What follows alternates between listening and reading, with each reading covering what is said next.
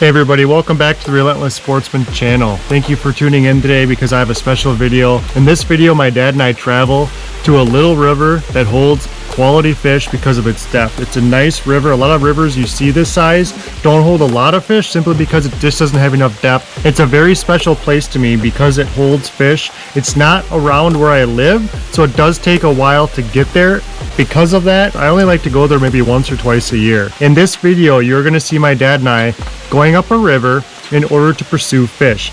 The good thing about this river is you never know what you're going to catch, but oftentimes when you do catch fish, it's of quality size. You're not going to want to miss this one. Stay tuned. Thank you so much for being here today.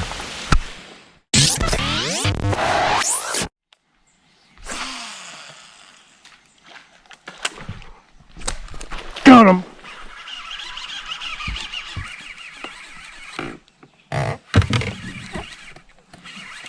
Got your pike. Pike or a muskie? Or a muskie, yeah. A little muskie, I think. Yeah, there's a little muskie. I'll wait till he comes head first. Got him. Fun! A little muskie. Yeah. Now watch your hooks. Yep.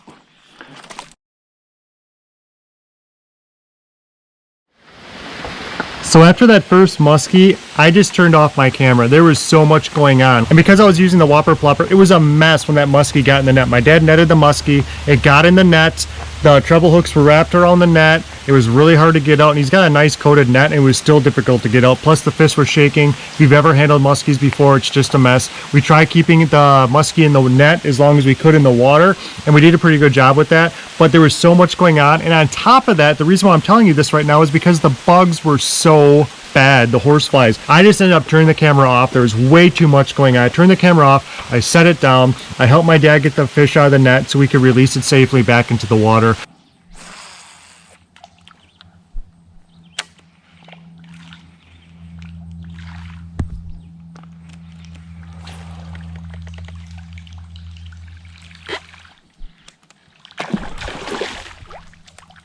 Yep.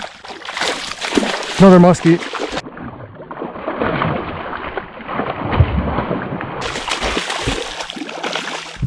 Swing them around if you can.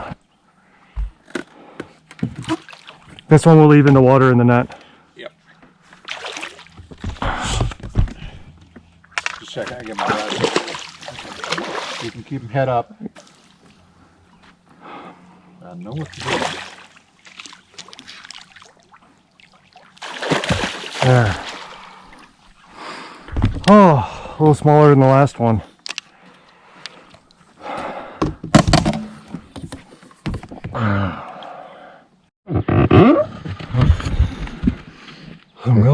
There we go. And as I stated earlier, the bugs were so bad, in particular the horseflies. They were just like we've never seen them before. They were awful. Awful. It doesn't look like that in the video, but just trust me, awful. And I will fish almost in any condition. Literally any condition. Doesn't matter how cold it is, windy, rainy, whatever. I will be out there on the water, hence the name Relentless Sportsman. But this was just unbearable. It's the worst I've ever seen them. So we actually ended up quitting our fishing trip, which was really sad because it's such a special place for me to fish. It's one of my favorite places I've ever been. It takes a while to get there, so it was a time sacrifice, but we actually ended up leaving after I caught that muskie just because it was not even enjoyable to be out there no matter how many fish we caught. Because of that, the reason why I'm telling you is that I think that I would have caught a lot of fish that night.